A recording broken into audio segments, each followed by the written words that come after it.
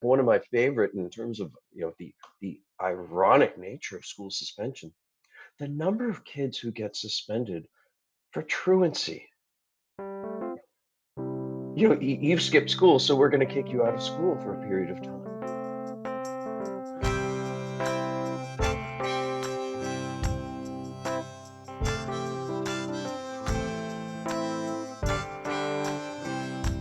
Welcome to Talking About Kids. I am your host, R. Bradley Snyder, researcher, activist, and author of The Five Simple Truths of Raising Kids. Today, Aaron Kupchik returns to Talking About Kids to discuss his new research on the origins of contemporary school discipline practices. Aaron is a professor of sociology at the University of Delaware and the author of numerous articles and books, including the award winning Judging Juveniles, Prosecuting Adolescents in Adult and Juvenile Courts, and Homeroom Security, School Discipline in an Age of Fear. When I initially invited Aaron back to provide an update on school violence, Aaron replied, I don't study school violence.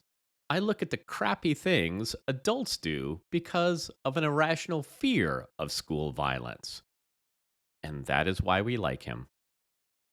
This podcast was sponsored in part by the Arizona Department of Health Services Must Stop Bullying campaign through its Title V Maternal and Child Health Program. For more information, go to muststopbullying.org. And now, the interview. I am working on a new book that I'm pretty excited about, where I'm making the argument that the problem of school suspension today, and by problem I mean how how much we use school suspension, despite the fact that it is Hmm. completely ineffective and very harmful. And I'm happy to elaborate on how it's ineffective and how it's harmful. Um, but despite being ineffective and harmful, school suspension is our modal, our most common response to student misbehavior or disruption. Hmm. And in the book, I try to address why that's the case, that this ineffective, harmful uh, practice is what we turn to. And my argument is based on both nationally representative quantitative analysis and historical research at multiple sites, is that it's largely a legacy of our resistance to racial desegregation. In the Hmm. decades following Brown versus the Board of Education, when Black students were admitted into previously all white schools, there was a lot of resistance. And the same time frame is when we started suspending kids. We suspended them not because it was effective, not because it improved behaviors or helped the school environment, but because those children were unwanted. Those Black students were unwanted in the school environment. And over Hmm. time, this practice, again, despite being ineffective and harmful to everyone involved, including the rest of the student body, this practice just became institutionalized. It became part of the fabric of schools, how schools did business, taken for granted solution that hasn't been fully questioned. Even today, when over the past 10 years, there's been more of an effort to reduce school suspensions, the Hmm. recognition, at least some recognition that they can be Right. harmful.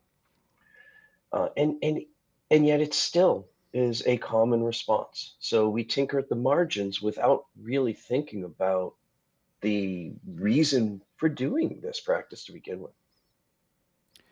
That's really interesting. I mean, I have, I think anybody who has actually thought about suspension for a moment would recognize that there's something illogical about it.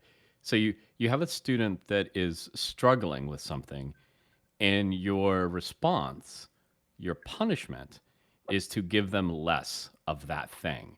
There's nothing else where we would do that, right? If you were trying to learn how to play an instrument and you were struggling with it, your punishment would not be play less of that instrument, right? So it's interesting though. You said that you trace the uses of school suspension to right after school segregation. So really before that we don't have a record of school suspension? Very little records exist of school suspension before then. I'm not suggesting that not a single student was suspended before then, Right, right. but the more common method of school punishment was corporal punishment. Okay. And now there's a complicated history. It's not as if school suspension came on the scene and suddenly replaced it as a one-for-one replacement. In fact, the students Right. most likely to be corporally punished are also most likely to be suspended. And for a while, when the two overlapped, the same students were at risk of both. Right. It's worth noting Right. that 19 states still do use corporal punishment Yes. today. Um, And so, by the way, just for my listeners, mhm. if you want to play a little game with this, just make a list of the 19 states you think are still using corporal punishment. And I'm willing to guess you're going to get 90% of them right. They're all the schools they're all the states you'd expect. You can look it up. Yes. So I agree. Um, so it's not the case that there were no suspensions before then, but there's very little indication that it was used commonly. So if you look at, for example, one of my research sites is Boston, Massachusetts, and if you go to say Hmm. the 1958 Code of Conduct for Boston Public Schools, which is like a handbook. It spells out responsibilities and how the school responds. It talks a lot about corporal punishment. Does not even mention school suspension. Hmm. Right? Not until 1970 does the code of conduct then focus more on school suspensions as the city was wrestling with racial segregation of its schools, as the NAACP had been challenging, as black students were entering white spaces, but in a contested way, and so on. So there is very little indication that it was used frequently at all. Um, Hmm. so records are hard to come by in this research, though. In the two sites, I was able to come up with was able to find, digging through the archives, records of the numbers of students suspended right before each of my two sites desegregated. Okay. And there were suspensions before, but they were a fraction of the Okay. numbers immediately after desegregation. Same students, same schools, same principals. All that changed was that black students entered previously white spaces. And when you saw this increase in school suspension, did you see a concurrent decrease in corporal punishment, or did corporal punishment kind of stay at the same rate? Corporal punishment had already, particularly in these sites, the two sites that I looked at in depth were Boston and Newcastle County, Delaware. And in these sites, corporal punishment had already been declining before suspension Okay. arose. Okay. So, I mean, I guess to play devil's advocate, I can make the argument that one of the things that's going on is that we had seen and we saw a decline really in corporal punishment, not just in the classroom, but in the home, really starting in the late 50s and early 60s. And that the schools looking for a substitution for corporal punishment went to suspension.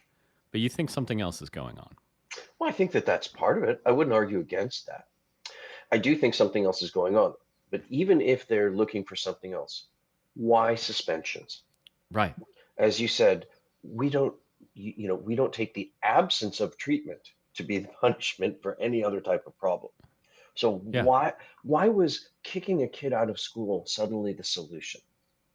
I'm glad that schools moved away from hitting children, at least Right. in 21, Again, 31 some states. schools. Right. Exactly. Yes. Um, I'm glad that they moved away from hitting children, but why kicking them out of school? Like, so of all the Mm. different responses that schools could take as a replacement, why that one? The one that we still use Right. today, primarily. Right. And when you think about to add to your, I agree 100% with your analysis before that we don't do this in any other No. context. Think about, for example, one of my favorite in terms of the ironic nature of school suspension, the number of kids who get suspended for truancy. Hmm. Right. Right. You've skipped school, so we're going to kick you out of school Right. for a period of time. Yeah. You've been skipping class, and so we are going to do that thing to Yes. punish you that we are mad at you for doing, basically. And And for listeners who might be saying, well, okay, so maybe suspension is bad for the student, and it is definitely bad for the student. Um, what about the teacher, right? What about Right. that teacher? And I completely empathize with a teacher who has 30 students in a classroom, has to Right. get through state mandated material, and one kid is making that very difficult. Right. I very much empathize. But in the end, what research shows is that suspension does not help that teacher, and it does not Right. help that school, and it does not help the other 29 children in that classroom Well, let's because the examine that a student little comes bit back because, worse. yeah, I'm sorry. yeah, no, that's my point. I was going to ask because you've said that it doesn't benefit it's harmful to the student, it's harmful to the school. So how do we know that? So how is a student harmed by being suspended? So the student who gets suspended has there is this is the part of this equation or that I would say we know the most about. There have been Okay. several studies that show that suspension puts children at greater risk of several negative outcomes, from arrest and justice system exposure Hmm. to being held back, failing school, being held back a grade, Hmm. failing to graduate, um, future employment problems, Hmm. health problems. I've even found in prior research that I have one paper with Dr. Thomas Catlaw where we found that students who were suspended were less likely to vote and volunteer in their communities Yeah. 15 years later Yeah. because it Yeah. teaches children about their place, that they're not wanted, that they're not welcome as participating members of society. And a lot of that obviously makes sense. I mean, we know that as a rule, less instruction is bad. Um, how does it hurt the larger community? How does it hurt the school itself? Well, in terms of the larger community, it's expensive to schools across the country. I mean, yes, removing a student in and of itself costs nothing. But what schools across the country have done is add staff members to their school to handle the enormous numbers of cases of discipline. They have Mm, timeout rooms and in school suspension rooms that need to be staffed. When students are expelled, the school has to come up with an alternative educational apparatus or formula of some kind. So there are those kinds of expenses. Um, It is also damaging to the community. I mean, a moment ago, I said that students who get suspended are less likely to participate in their communities years right, later. That comes with right, cost to communities. right, Higher unemployment rates, greater right, justice system involvement, greater crime. These are all important indirect costs and harms to communities. The school itself is harmed as well. Research shows that it's harmed in several ways. For example, academics. Now, you might say, I'm sure readers are listening saying, I'm not sure about that. If one student, again, as I said before, if one student is making teaching difficult, removing them might be the best thing for that class. But there are two different ways that it doesn't work out. okay, One is climate.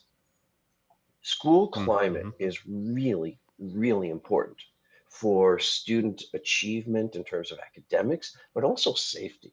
And when I refer to climate, what I mean is having an inclusive environment where students feel that they are wanted and respected and valued and a part of something, where they feel that Right, people care about them. As a loyal listener of your podcast, I know that many of your guests talk about similar types of issues in all sorts of contexts, right? right, This is what kids want. This is what they benefit from in all sorts of areas, and most certainly in schools as well. Now, when we have high suspending schools, when we overuse suspension, we reduce the inclusiveness of that climate. We mm-hmm. make it a more hostile place where students see, even if they're not the ones being punished, they see that behaviors aren't tolerated, that there's no room for having a bad day, right? There's no Right, room for going through some of the unfortunate challenges that come along with being a kid. right, If it means that you're not perfectly compliant, and no kid is right, always perfectly compliant. So it can erode the climate of the school. which can have an impact on test scores, even of Hmm. unsuspended students. So the others in that Yes. class wind up doing worse on standardized test scores than similarly situated kids in lower suspending schools. It can also have an effect on school safety. Having an inclusive school climate is one of the best ways to reduce school Yep. crime and student Right. misbehavior. And it makes sense if you think about it. If you're a student in school, are you more likely to act out in a place where you feel alienated, that you think they don't care about you, or in a place where you feel welcomed and listened to and valued and respected? You Yep. know, so the more we suspend, the more we make schools less inclusive places, which comes with the price tag of worse academics and less safety. Now, I'm not suggesting that that teacher should have no options. If a Right. student is misbehaving and making teaching difficult, something needs to happen, right? Teachers need support here. But instead of removing students, there's such a wide range of better evidence based solutions that we could turn to. Well, I think that I'm reminded of something that was in the bullying literature around kind of these zero tolerance policies around bullying. And these zero tolerance policies is if you were a bully, that you got expelled from school. And in those schools, incidents of victimization went up because the other students, the bystanders that adults need to know that the bullying is happening, that they need to tell us, they were unwilling to go to an adult when they witnessed bullying because they thought that the punishment was too harsh. But the other thing though that I'm thinking about is you mentioned that one bad actor. This is something that I get told a lot by my school partners. There's just this one problem kid, and when you look at the data, and tell me if you've seen this in the data. I've looked specifically at a couple different schools and seen this that when they got rid of that problem kid, lo and behold, there was a brand new problem kid. And lo and behold, the problem kid was often the same color as the last problem kid. Have you seen this pattern? Absolutely. No, I've observed it myself in my own field research in schools. I had an interesting conversation several years ago when I was doing field research in this one school. It was a very high punishing school, and with the not inclusive uh, climate. And this one dean of discipline, who was in charge of disciplining students, or one of the people in charge of disciplining students. It was the springtime, so the school year was about two-thirds over, and he recognized this, though he did without the critical stance that you just kind of reflection that you just put on it, right? Right. He found it shocking that this very thing happened, that they were able to kick out all of the, they called them frequent flyers, Yeah. the kids who got in trouble a lot earlier in the year. And he was like, we were successful. Of course, I would not call that a success, but he did. We were successful at getting rid of these kids. But it's really weird. He was Mm. surprised that all of a sudden other kids have come up, risen up, and taken their place. So, despite the fact that we have this kind of mountain of evidence that punishments don't work as much as positive reinforcements and positive incentives for behavior, we still have so many schools, so many teachers, I should say, that are resistant to making that Mhm. shift. In your research, are you also seeing that there is a historical, racial bias to this reluctance to promote positive behaviors? Yes and no. One of the things that I have found, well, first, the yes part, absolutely. As soon as schools desegregated, there were many teachers who they described it in different ways. Many said, "Well, I just can't relate to these students." Others Mm, described how all of a sudden the community was changed and you used to know everybody and their families, and now you mm, had kids who I can't relate to and were different. Some suggested that the academic standards at the segregated black schools where black students had come from were much lower, so that they then went Mm, integrated when desegregation went to newer schools where there were white students and they couldn't handle the academics. mm, I mean, I think, I'm not going to say all of these are, I'm not going to say they're bogus, but all of them skirt around the point that it's race. And these were black students who were coming to previously all white schools.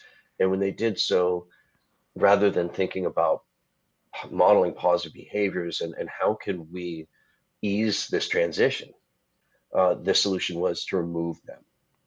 So that's the yes part. The no part is one of the fascinating things that I found looking through the archives is that it's not, it's not just that we know better but don't do better now. We knew better and didn't do better in the yeah, 1970s.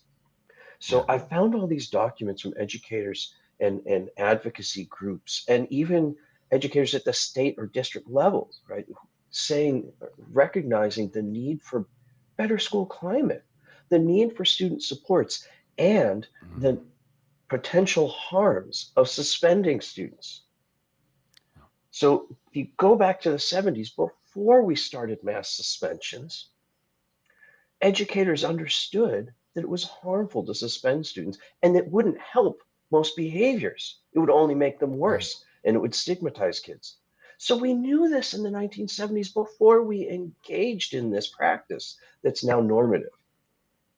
But I also want to Well, add to the question, if I may, as well, that yeah. I, you're absolutely right that positive reinforcements and modeling better behaviors is the way to go, but it is not sufficient in and of itself, in the Okay. sense that despite as much positive modeling as we can Hmm. give, there will still be student misbehavior because they're kids, and that requires a response. And one thing we've seen across the country in different schools in the last several years, particularly under the Obama administration's efforts to reduce the number of suspensions and particularly suspensions of Black youth, given racially disparate suspension rates, Hmm. one thing we've seen is a lot of schools send the message to their staff that, okay, you can't use suspension as much. And teachers say, well, I have no other options. I guess I have to look the other way. And I'm not suggesting that's a good strategy either. Right. Our options are not harm or nothing, Mhm. right? It's not suspend kids or do nothing, which is how many educators and even schools seem to think of it as if there's no other option. Right. So Right. restorative practices, you know, academic engagement, tutoring, um, Hmm. trying to solve problems is a much better response than just removing a student. When children act up, as you very well know, it's usually for a reason. Yeah. And when we remove them for a period of time from a site of what should be a site of caring, the school, we're we're missing an opportunity to try to engage with that. And not that we would be 100% successful, because that's way too naive, but we would succeed more than just removing them for 3 to 5 days. Well, first of all, you're absolutely right. When we think about kind of the main model for positive behavior enforcement, PBIS, for example, it doesn't it recognizes that just modeling and promoting the positive behaviors isn't going to work always, and that's why they have tiered responses. The tiered responses, of course, are highly individualized because humans are individuals. And not every student is going to be struggling or acting in the way that different than the school is promoting. Not every student's going to be doing it for the same reasons. So those different tiered responses are highly individualized. And I recognize those take resources, but if you lay the foundation of a strong set of social emotional skills that include a heavy emphasis on those skills needed for self-regulation, you've gone really far towards achieving that positive school climate that you're talking about, right? And I also recognize that schools deal with so much, and we're increasingly asking them to deal with things that aren't really their problem, right? We're asking them to deal with, you know, We ask them to deal with poverty in neighborhoods. We ask them to deal with gun violence. Really, we the rest of society isn't doing anything about gun violence, but we're having schools do drills. We're acting like it's a school problem. We're acting like suicidality is a school problem, not a societal problem. We're acting like even mental health is a school problem. So I recognize that we keep giving schools more and more to do.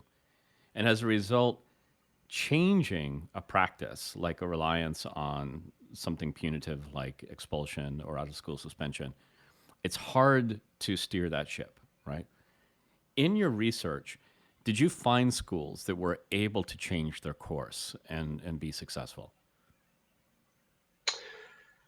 I've definitely seen schools that have made a difference and changed course.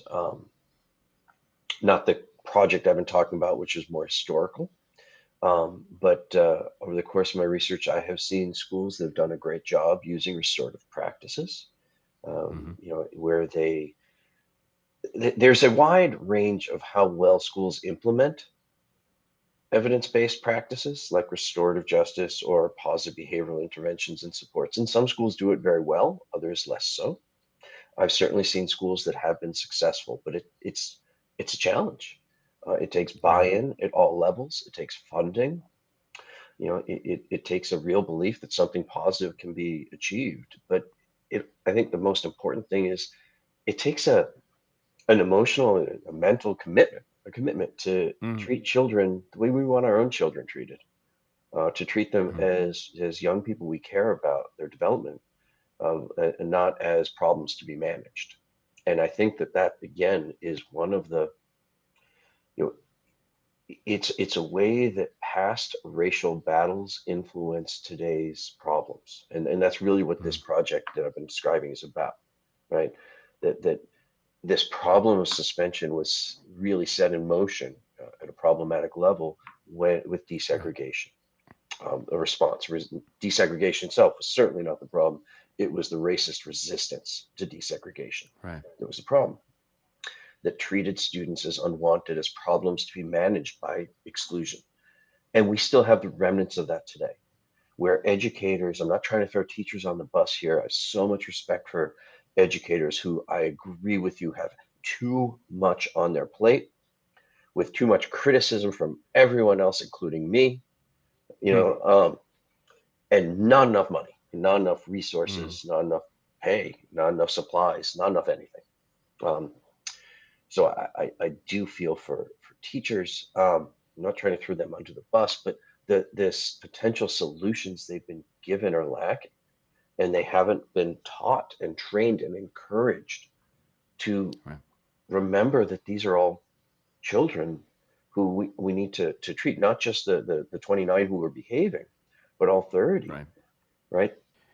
As always, Aaron, I want to thank you so much for your work in this area. You always give us a lot to think about when you're on the Talking About Kids podcast. And we look forward to the book coming out. Maybe we can have you back on when it's finally out. That would be fantastic. Thank you so much for having me, Brad. I appreciate it. That was Aaron Kupchik. For more information about Aaron, including links to his books, please visit talkingaboutkids.com.